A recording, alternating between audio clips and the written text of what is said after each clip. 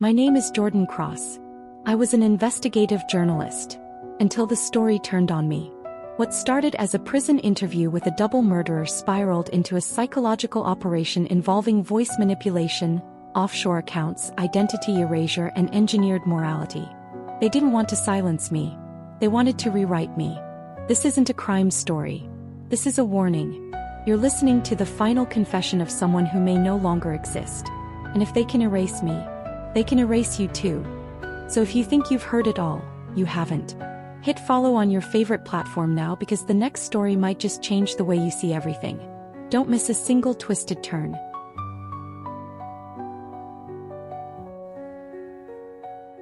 They say you never forget the first time you sit across from a killer.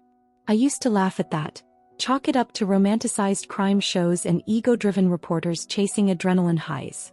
But now, as I sit on the other side of bulletproof glass inside Georgia State Penitentiary, my recorder blinking red beside me, I know exactly what they meant. He looked ordinary. That's the first thing I noticed. Elijah Brandt.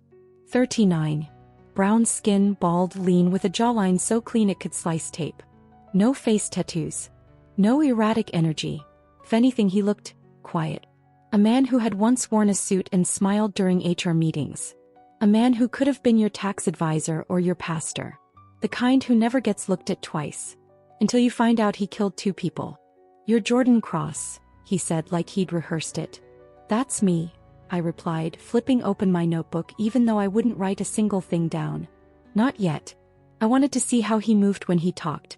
Whether he stuttered, whether his eyes darted, whether he looked at me or through me. "Your piece on the Buckhead condo fraud? That was you."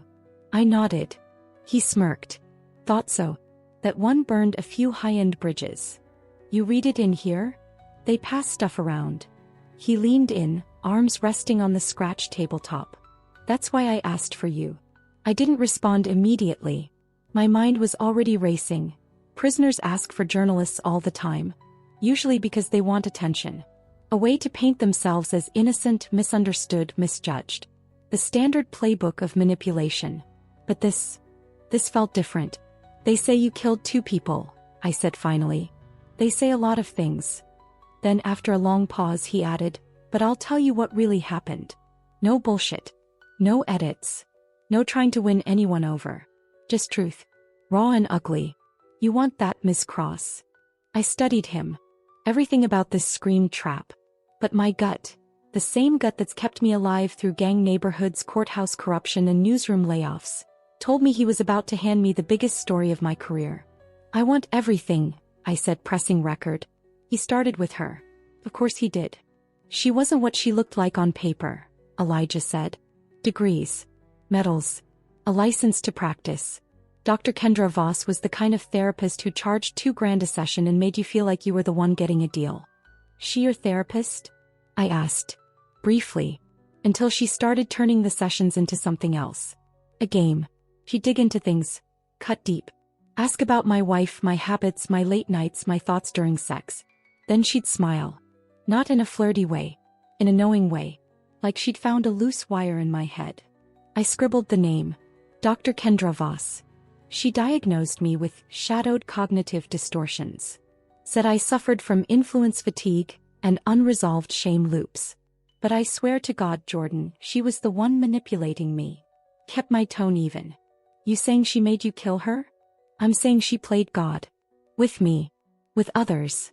And it all started with that damn tape." "What tape?"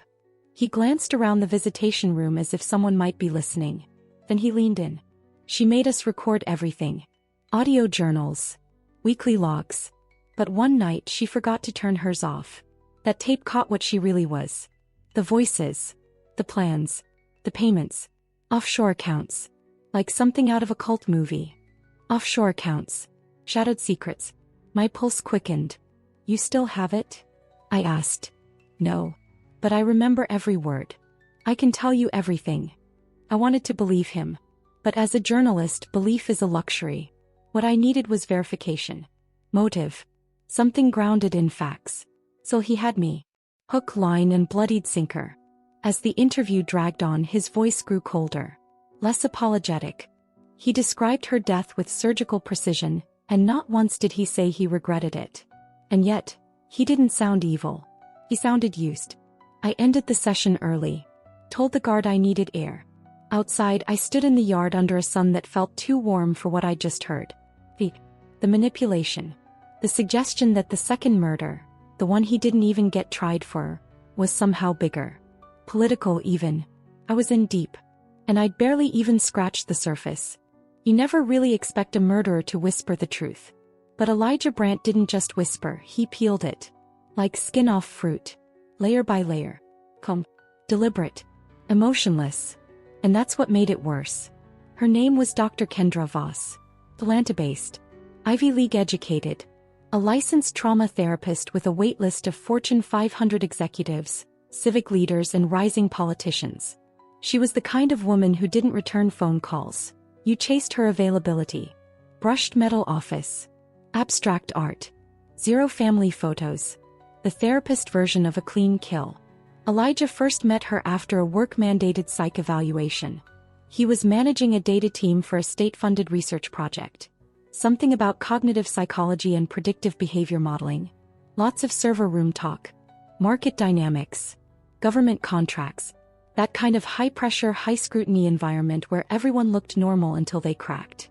She told me she could see things in people, he'd said. Called it true body intelligence.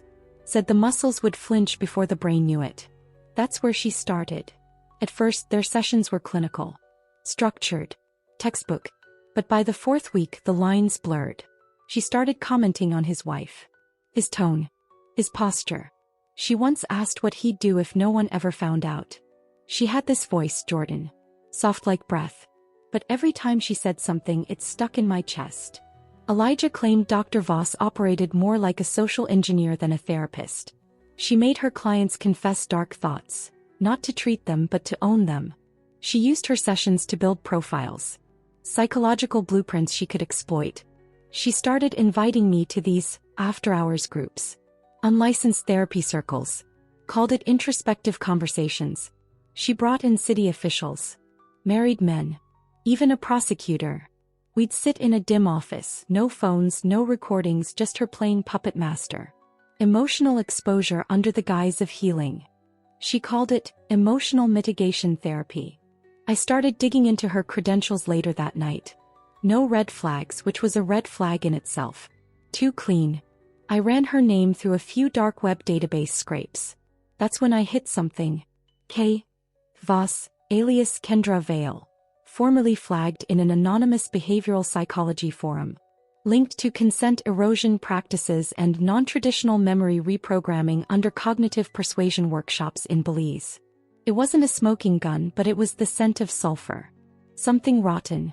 Back in the interview room the next day, Elijah told me about session 7. She handed me a file. Said it was mine. Inside were photos. My face. My wife's face. My search history. Bank statements. A copy of an offshore account I didn't know I had. She said she set it up. For when I was ready to let go of my life. What did she mean by let go? He looked straight through me. She said some people were made for truth.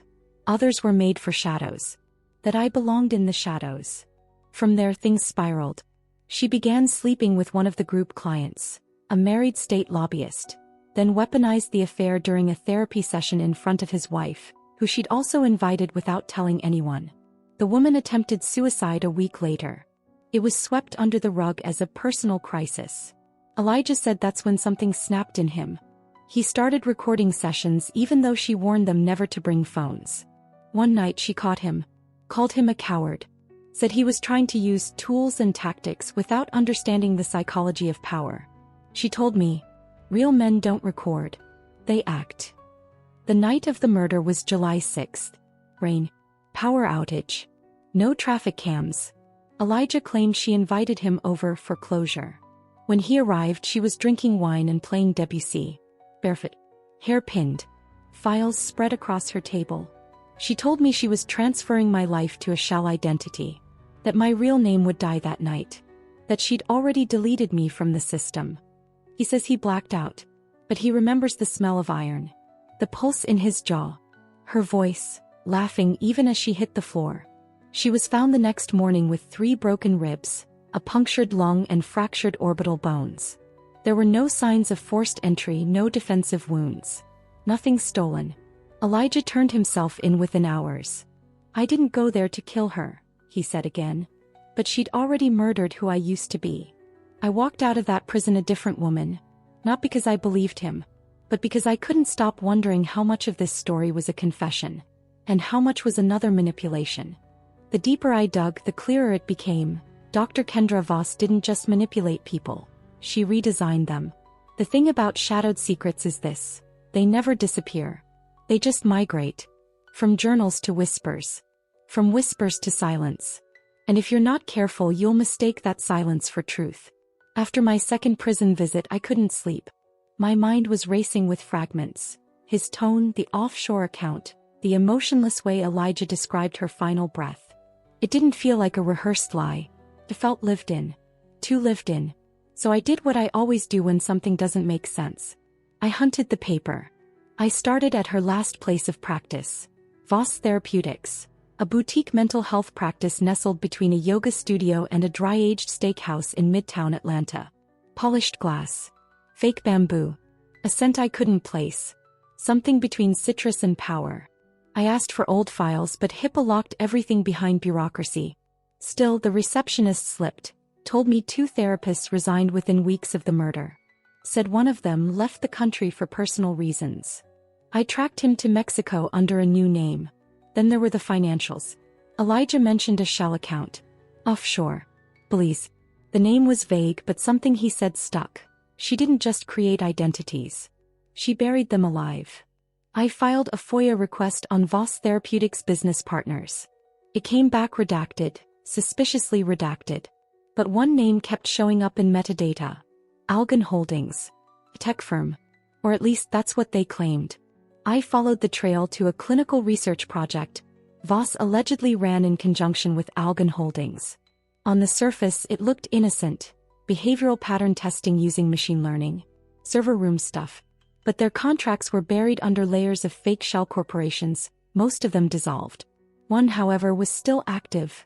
Shadow Dynamics Inc. Its founding board included a former defense contractor, a wellness entrepreneur with ties to cognitive psychology research, and an ex-NSA cyber analyst. Their tagline? Mitigating risk through human dynamics and behavioral intelligence. Now I wasn't just neck-deep in psychological manipulation. I was in something bigger. Weaponized therapy. Social engineering. Possibly intelligence work masquerading as emotional healing. I reached out to one of her former clients, a tech whistleblower turned recluse. He agreed to talk, but only in person, only at night. We met in a parking garage in Buckhead. Level 3. He kept glancing at the cameras. He refused to use his real name. She used people like simulations, he said. She'd pick us apart, rebuild our personalities and track the results. It was like psychological A/B testing. Human dynamics as code. He handed me a flash drive. Inside, audio files. Recordings from those underground introspective conversation sessions Elijah had described. One stood out. It was Kendra's voice. The brain reacts faster to power than pain. That's the secret. If you give someone a sense of control, even if it's artificial, they'll follow you into hell. That's body intelligence. That's emotional surrender. My hands were trembling. She wasn't curing trauma. She was crafting obedience. I revisited Elijah that Friday. He looked thinner, paler. His voice carried a different rhythm, like someone watching a clock run out. You found her archive, didn't you? He asked before I could speak. I found pieces. She recorded everything. Not just sessions. Dinner conversations. Hotel room confessions. He wanted data. She wanted leverage. Why? He looked at me like I'd asked the wrong question. Because when you know how someone breaks, you know how to rebuild them. That's the game, Jordan. That's the whole damn game. I left the prison with a sense of sickness. A vibration in my spine. This wasn't just a story about a murdered therapist. This was a story about manipulation becoming a business. A currency. And I had a sick feeling. Her death was just the start. Atlanta has 2 faces. One's on the billboards. New condos, influencer brunch spots, smiling black entrepreneurs on tech panels. The other hides beneath it. behind tinted SUVs, inside therapy rooms and courtroom corners. That's where Kendra Voss lived. By the time I reached chapter 4 of my notes, I stopped thinking of her as a therapist. She wasn't healing anyone. She was curating people, editing them into shapes that suited her purpose. A con artist with credentials. A cult leader with a framed license. I started combing through client patterns, tracking down anyone whose life spiraled in the 6 months before or after their known interaction with her. I found 5. A Fulton County judge who had a sudden emotional breakdown and resigned. A motivational speaker who vanished for 90 days, then returned to launch a transcendence business. A women's shelter director who was later arrested for embezzlement and using pseudonyms. A city council member who abruptly withdrew their re-election bid and deleted their digital footprint. And a local artist, Ezra, who I finally convinced to meet me. We talked at a small cafe in Little Five Points. I pretended not to notice that he kept looking over his shoulder like he expected someone to be watching. Ezra didn't drink his coffee. He just cupped it with both hands shaking. She called it emotional recalibration, he whispered. Said my anxiety wasn't trauma.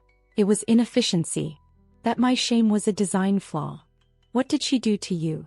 She gave me pills. Not prescriptions. Just pills in unmarked bottles. Said it would help my brain detach from obsolete beliefs. Then she started asking about people I loved. Made me rank them by how easily they could be replaced. I stared. That's not therapy. He smiled without warmth. She wasn't a therapist. She was an architect. Later that week I got a call from a blocked number. A voice, female, sharp, composed. You're digging in dangerous places, Miss Cross. I didn't flinch.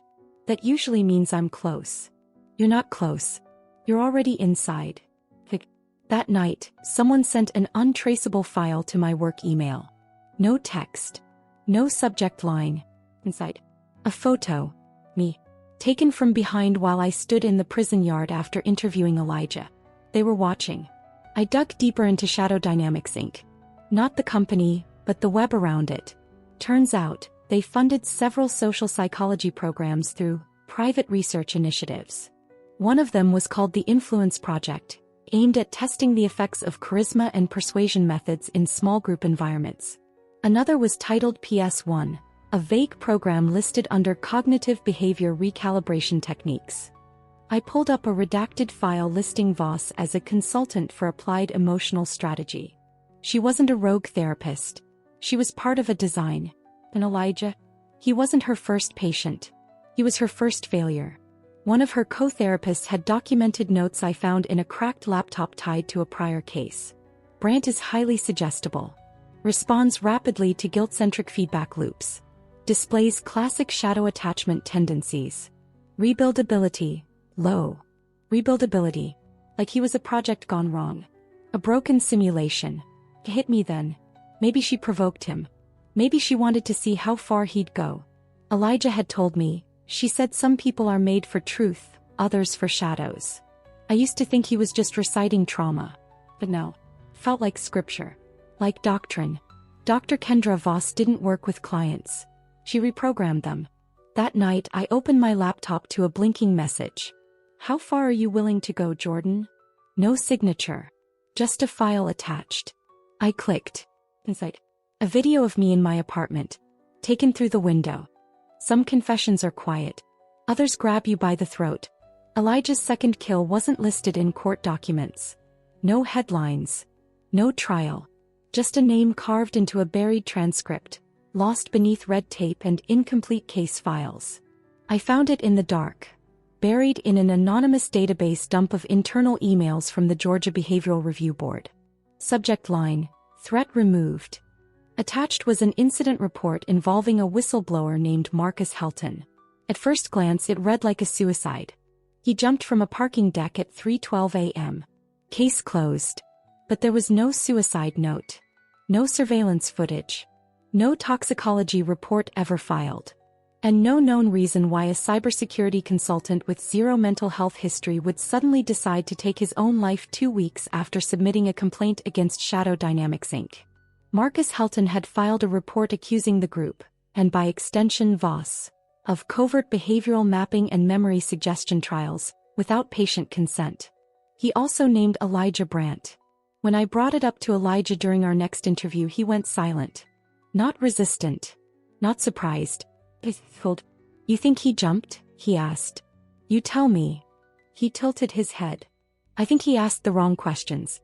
And I think Kendra wanted me to clean it up. That stopped me. Clean it up. He sighed. She used to say that people with bad data had to be removed. That truth isn't about honesty. It's about control of narrative. Marcus had the wrong narrative. So you killed him? Elijah leaned forward, the light catching the scar just beneath his eye. What I did wasn't murder. It was a mitigation technique. I froze. He used the phrase like he was reading from a manual. Like it had been programmed into him. Elijah, did she tell you to do it? He paused. Then gave the most terrifying smile I've ever seen. She didn't have to. I dug into Marcus Helton's background. What I found made me sick. He'd been part of a small team contracted by the state of Georgia to test the security vulnerabilities of behavioral data systems used in therapeutic facilities. In short, he was a digital locksmith hired to break into systems, test them, and flag what could be exploited. 3 weeks before his death, he flagged an audio manipulation protocol embedded in the Voss therapeutic system. A file labeled echorecall under 73.ps1. That's not just a file name. That's a PowerShell script. A type of digital command that can automate tasks, embed scripts, and, if weaponized, subtly alter metadata, timestamps, even audio logs. Audio manipulation. Therapeutic suggestion. Shadowed truths. Marcus wasn't suicidal. He'd found something. And then he vanished. I confronted Elijah again. This time I brought the file. I want you to listen to something, I said, pressing play. It was a copy of a recovered recording from one of Kendra's group therapy sessions. Voices murmured. Then her voice rose, calm and sharp. Trust is just a placeholder for obedience. If they obey without asking, you've mastered them. If they question, you start over. Obedience or deletion. Those are the only ethical outcomes. Elijah closed his eyes. When I pushed him, I thought I was protecting her. But maybe... His voice cracked. Maybe I was just erasing her mistakes. That night I sat in my apartment, lights off, laptop open. There was a new message waiting for me. You're learning, Jordan. But you're not ready to lead. No sender. No IP trace. Just a countdown timer. 72 hours. I didn't know what it meant. But it wasn't just about me anymore. I had entered a web of psychological warfare, social engineering, and curated erasure. And the next name on the kill list might be mine. They say the mind can only handle so much uncertainty before it starts inventing certainty. That's what it felt like my mind was racing through a storm without brakes. 1 minute I was an investigative journalist with a notepad and a recorder. The next I was a loose thread in someone else's design.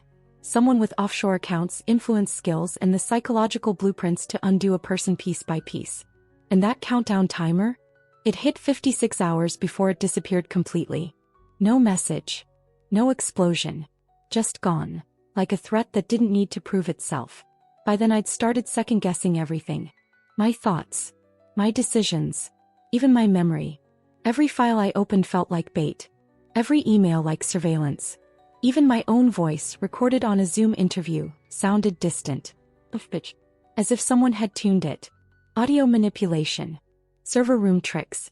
Psychological principles designed to fracture focus and blur boundaries. I started sleeping in 2-hour shifts, back to the wall, phone wrapped in foil, laptop battery removed. I even stopped using my real name at hotels. Because if they'd already gotten to Marcus, and they'd already gotten to Elijah, then who exactly was they? My breaking point came when I interviewed Laurel Tamsin, a cognitive behavioral specialist who once co-authored a study with Voss on suggestive identity layering. A phrase I hadn't heard before but now couldn't stop thinking about. We met at her office inside Emory University. She looked like every TEDx speaker you've ever seen. Framed diplomas. Neutral tones. That careful smile that people use when they're trying not to get sued. She was brilliant, Laurel admitted. But unstable. She had this belief that memory wasn't real. That it was programmable. And if you could edit memory, you could edit morality. Are you saying she thought right and wrong could be engineered? I'm saying she saw morality as a side effect. A consequence of repetition and framing.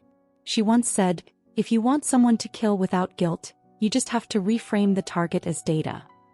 The room tilted slightly when she said that. I pressed her. Did she ever mention Elijah Brandt? Yes. She called him her unfinished canvas. Said he lacked sufficient ego to resist reprogramming, but had too much morality to make clean cuts. That made him unpredictable. I asked her if she believed Voss had manipulated him into the murders. Laurel paused, then said something I haven't forgotten. If Kendra wanted to test obedience, she wouldn't tell him to kill. She'd make him want to. I left that office with my stomach in knots. The sky was gray. The kind of gray that hums low in your bones. I got into my car and stopped. My seat had been moved. Just slightly. Not enough to trigger paranoia unless you've been stalked before. I opened the glove compartment. Inside, a single Polaroid. Me. Sleeping. Taken from across the room. On the back. Obedience or deletion, Jordan. Decide. I broke. Called my editor. Told her everything. I expected disbelief.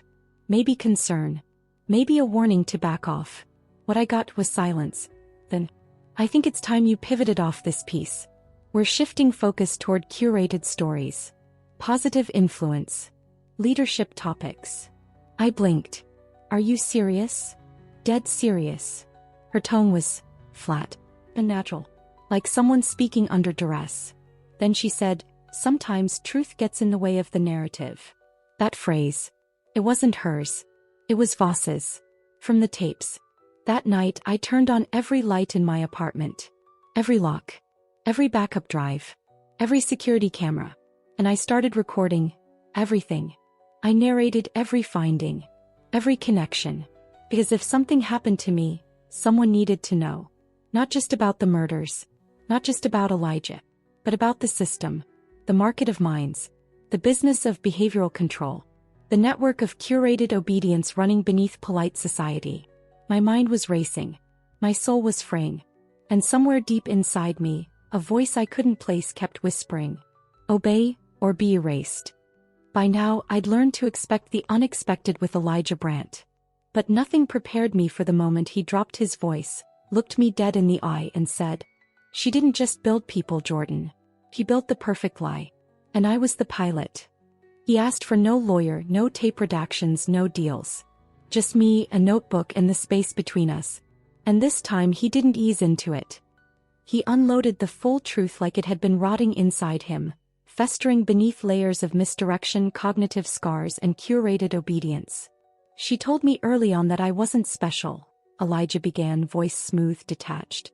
Said the ego gets in the way of transformation. So she broke me down. Piece by piece. How? I asked, bracing myself.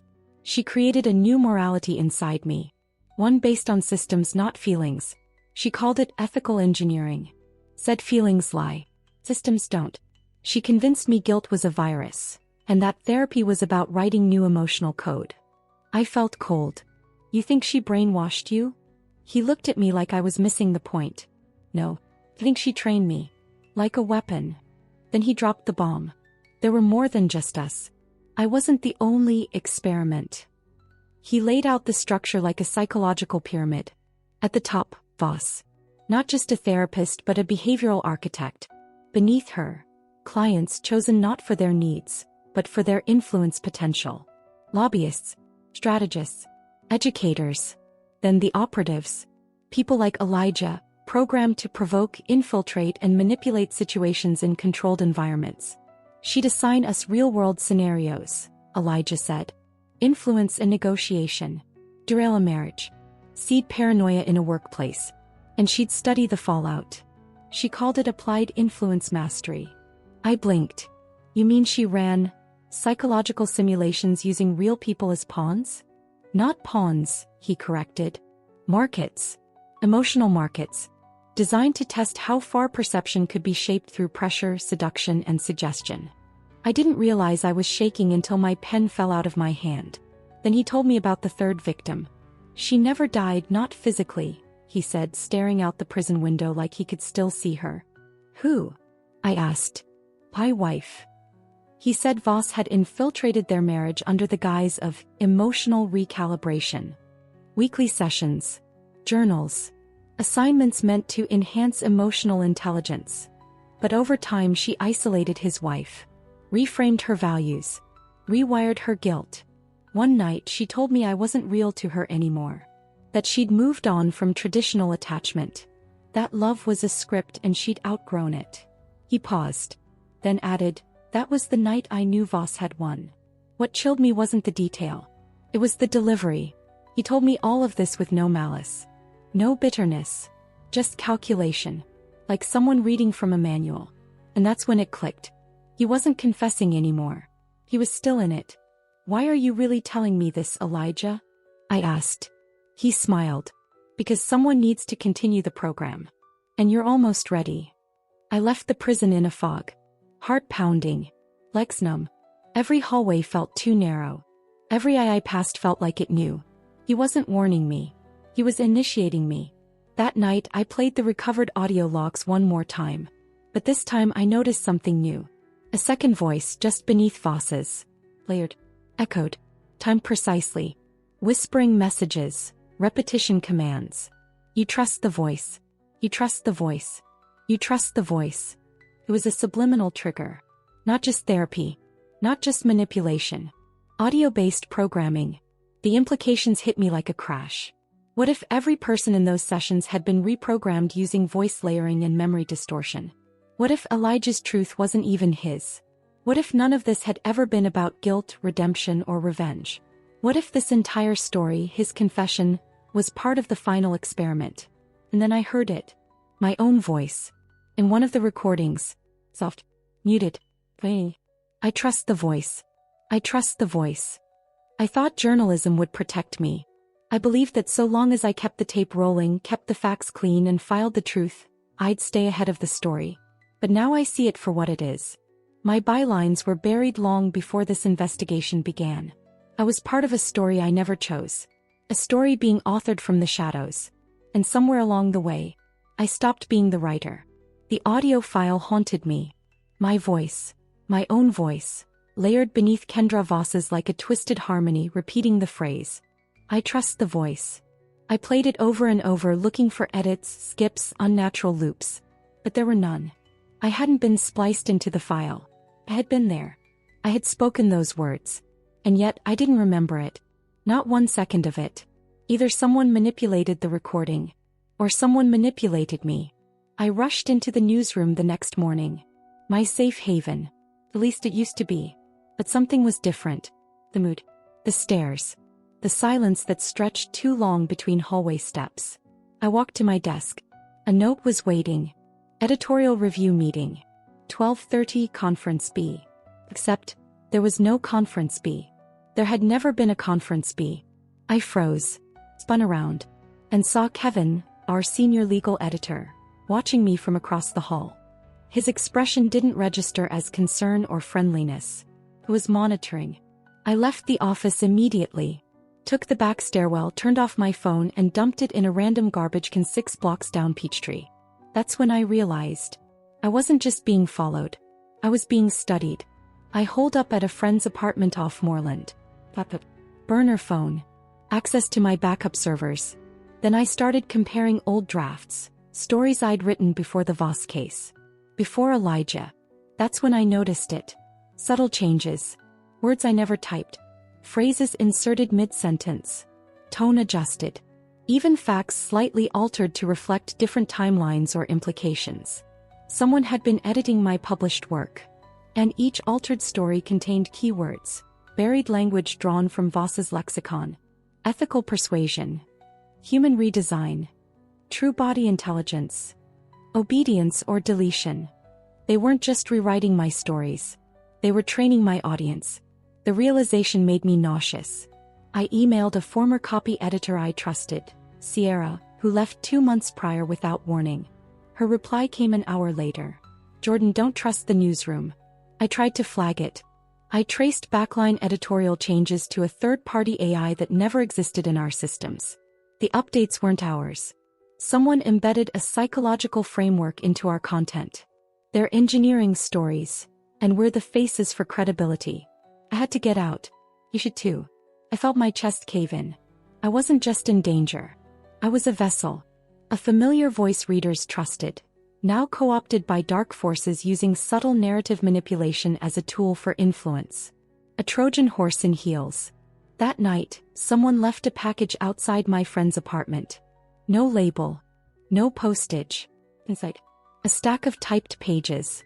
On the top, written in red ink. The final draft, authored by you. Ghostwritten by her. It was a script. 10 chapters. The exact story I'd been investigating. Every scene, every interview, every inner thought I'd never said out loud. Written out in chilling detail. As if someone had been recording everything. As if they knew the ending already. And on the last page, a line scratched out. Underneath it, Chapter 10, Confession by Jordan Cross. I stared into the mirror that night and didn't recognize myself. Had they gotten to me? Was I already part of the system I was trying to expose? Or had I been the manipulated one all along? My phone buzzed, burner only. No caller ID. One-line text. It's time. The story ends tomorrow. I used to believe every story had a subject. A focus. A victim. A villain. Of them I could study from the safety of me. But the line's gone now. And I've crossed it. Because when I followed Elijah Brandt's trail into the dark corners of society's manipulation machine, I didn't just uncover a story. I became one. The day started with silence. No emails. No notifications.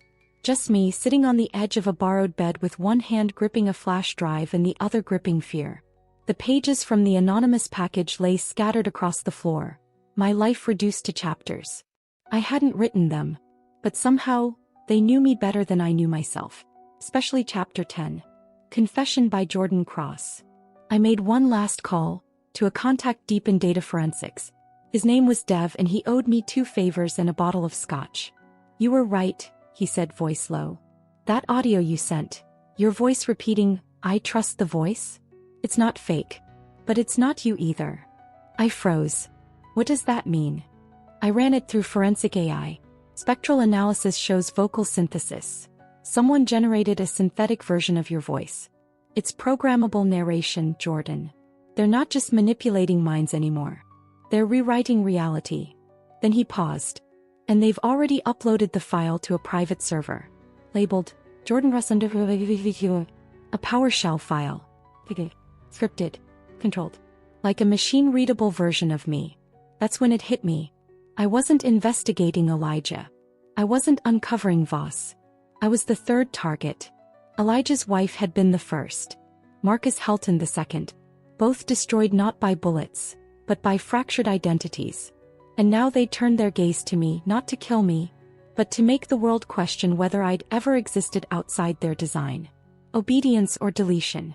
I rushed back to the prison. I needed to see Elijah one last time. They told me he'd been moved. No forwarding. No record. Just gone. I demanded answers. Threatened legal action. Pulled every credential I had left. But the guard, a tall man with eyes like cold coffee, just looked at me and said, Some files are temporary, Miss Cross. That's how the system was designed. Files. Not people. Files. I walked out of there numb, rain pooling in the cracks of the sidewalk like it was trying to fill the spaces I couldn't anymore. That night, a voice message arrived. No caller ID. Just static. Then Voss's voice. Clinical. The third target isn't a person, Jordan. It's belief. Belief in identity. Belief in authorship. We made you believe you were the writer. But you're the echo. The response. The outcome. Then a pause. Thank you for participating in the Influence Project. Your compliance has been noted. My phone died. Not powered off. Died. As if something inside it gave up. I sat in the dark for what felt like hours. No sound. No answers. Just my breath. And the pulsing certainty that I was no longer alone in my own story. I pulled out the flash drive I'd been carrying for weeks. My backup. My truth. My last shot at control. But when I plugged it into my laptop, file not found. Everything had gone. Replaced by a single line of code. Run into script, final class 1. I felt something break inside me. A fracture deeper than fear. Wider than doubt. Because now I couldn't tell if anything I'd uncovered was real. Or if this was the script all along. If you're hearing this, it means I never made it out. Or maybe I did, but not as myself. Not as Jordan Cross. I don't know anymore. I've recorded this confession not for fame, not for vindication, but for something far more desperate. To remember who I was. Because if I don't, they win. The day it all ended didn't come with alarms or flashbacks. No gunfire. No black vans. Just a soft knock on the door of the safe house. I shouldn't have answered it. But something inside me said I'd already been found. Already rewritten. The woman standing there looked familiar. Pressed blouse. Neutral tones. Clipboard. No emotion. Just structure. She said she was from a behavioral remediation bureau. She said I'd been flagged for identity drift. She used my name like it was optional. I slammed the door. Locked every bolt. But it was too late. When I opened my laptop, everything I thought I'd secured, every interview, every tape, every file, was replaced by a single looping video. Me. Sitting in a chair. Speaking directly into the camera. Hi. I'm Jordan Cross. And I'd like to report a false memory. It didn't stop. It played on repeat. I watched myself say it 20 times before I collapsed. I didn't remember filming it. They'd done it. The last phase. Narrative overwrite. I wasn't just being silenced. I was being reauthored. Not erased but remixed. Not eliminated but repurposed. Because in a world where perception is power, the most dangerous thing isn't censorship. It's credibility decay. Once you're seen as unstable, everything you say becomes suspect. Every truth sounds like fiction. Every fact like conspiracy. They didn't need to kill me. They just needed you to stop believing me. I tried to upload my final findings. To Reddit. To underground news servers. To dead-drop journalists I once trusted. But every time the system kicked me back with a warning. File incompatible with current story parameters. Current story. That's all I ever was. So now I sit here in a room that isn't mine, in a life that may have never been, with the last thread of autonomy I can offer. My voice. Not the synthetic version they engineered. Not the one they programmed to obey. But this one. The broken one. The real one. The one that remembers Kendra Voss. That remembers Elijah Brandt. That remembers Marcus Helton standing on the edge of a parking deck, blinking against the floodlights of a world that refused to believe him. And now it's me. Staring into the same lights. I don't know how this ends. Maybe they overwrite this too.